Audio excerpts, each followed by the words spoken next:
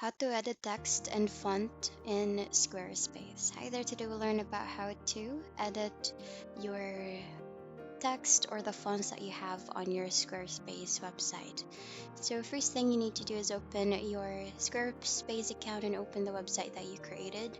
And if you wish to edit the font or the text, you just need to click on edit that's on the upper right corner.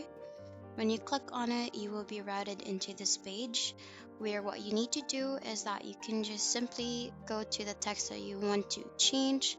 You can double tap on the text box or double click, and then here it will provide you a pop-up options whether you can change the font style, the font, like if you want to change it to bold or italicize the font. You can even change the color of the text as well.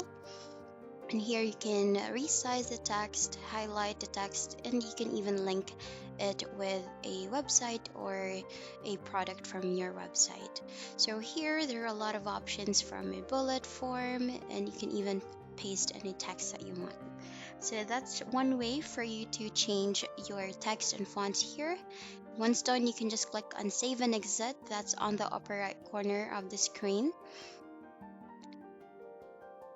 And then another way for you to change the font for the whole website here as one is you can go into the